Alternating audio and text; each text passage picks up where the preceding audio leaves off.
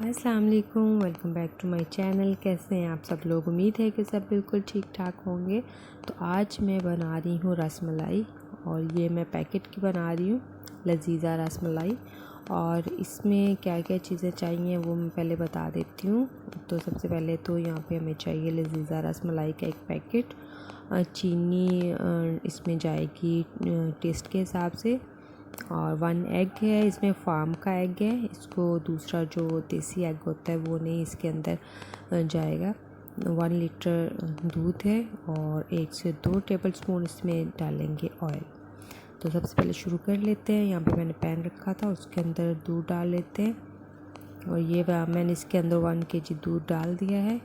और चीनी अभी नहीं इसके अंदर डालूँगी, इसको थोड़ी देर गर्म हो जाने देंगे, फिर इसके अंदर चीनी ऐड कर दूँगी।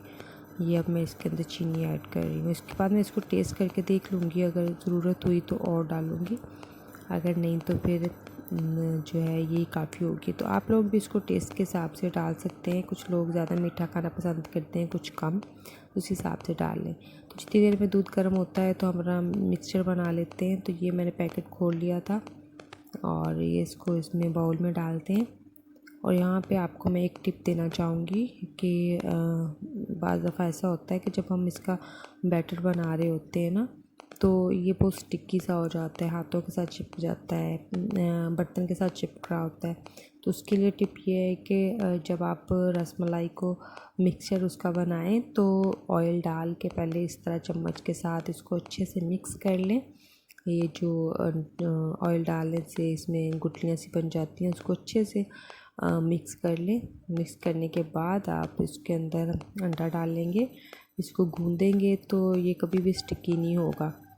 तो अभी जो है वो हम इस एक अंडा मैंने जो लिया था उसको अच्छे से फेंट लेंगे, उसको अच्छी तरह से फेंट लेना है। इसके अंदर फिर हम इसके बैटर के अंदर डालेंगे, और ये मैं इसको अच्छे से यहाँ पे फेंट लूँगी ताकि इसके अंदर कुछ भी लम्स वगैरह ना रहें। तो ये हो गया है। तो साथ ही देखते जाते हैं दूध को भी, कि दूध जो है वो भी तैयार हो रहा है। तो उसके अंदर भी चम्मच चलाते जाएंगे कि वो उबल ना जाए। तो ये अभी दूध जो है वो पक रहा है, उसको थोड़ा सा और पकाएंगे गाढ़ा होने तक थोड़ा सा।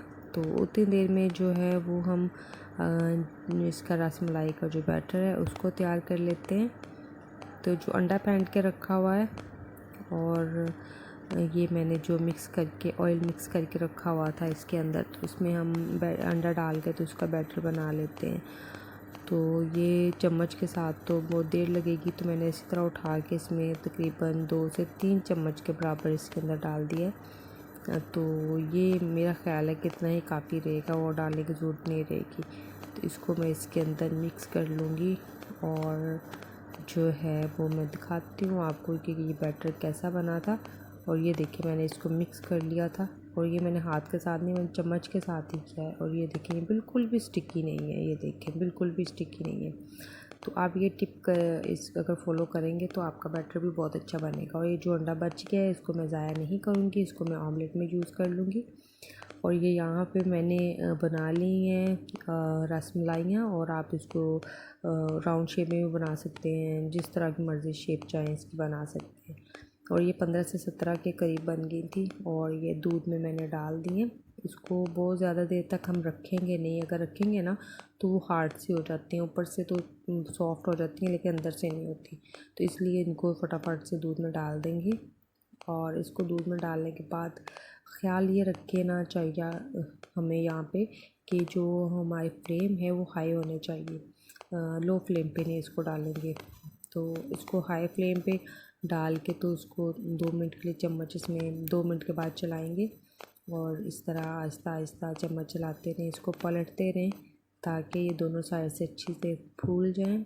और जब ये अच्छी तरह से फूल जाए, इनका साइज़ काफ़ी बड़ा हो जाएगा, और कलर भी थोड़ा सा डिम हो जाएगा। अभी ग्रीन ग्रीन सा डार्क कलर है, तो फिर कम हो जाएगा जब पक जाएगी। तो यहाँ पे ये देखिए मैं इनको सबको पलट रही हूँ ताकि अच्छी तरह से हो जाएं ये दोनों साइड से। तो यहाँ पे इसको बस 5-10 मिनट लगेंगे तो ये रेडी हो जाएगा। तो ये देखिए हम यहाँ पे बिल्कुल रेडी हो गई है माशाल्लाह से। मैं आपको एक इसको निकाल के दिखाती हूँ कि ये देखिए कितना अच्छा इसका साइज़ आया है, कितनी अच्छी फूल गई है। और ये दोनों साइड से अच्छे से पक चुकी है और दूध भी इतना गाढ़ा ही हमें रखना है जितना हो गया है। तो अभी बस इसको फ्लेम बंद करके नीचे उतार लेंगे और यहाँ पे सर्व करेंगे। और मैं आपके सामने ही इसको सर्विंग डिश में निकाल रही हूँ। और माशाल्लाह से देखिए कोई भी जो हमारी रसमलाई है वो टूटी नहीं है, बिल्कुल सब अच्छे से बनी है। और बहुत जो है वो अच्छा से इसका कलर आया है और अच्छी शेप है। तो इस तरीके से अगर आप रसमलाई बनाएंगे तो आपकी रसमलाई कभी भी ख़राब नहीं होगी, जो मैंने आपको बताया है तरीका। और अभी इसके मेरे पास थोड़े से मैं काजू जो है वो कट करके रखे हुए हैं, तो वो मैं इसके ऊपर गार्निश के लिए यूज़ करूँगी। तो ये थी हमारी आज की रेसिपी। तो कैसी लगी है आपको आज की रेसिपी? और अगर अच्छी लगी तो उसको ट्राई लाजमी करिएगा, बहुत अच्छी बनती है। और जी ये आज तक की वीडियो थी और मुझे इससे इजाज़त दें। नेक्स्ट वीडियो तक के लिए अपना बहुत सारा ख्याल रखिएगा, मुझे दुआओं में याद रखिएगा। अल्लाह हाफिज़।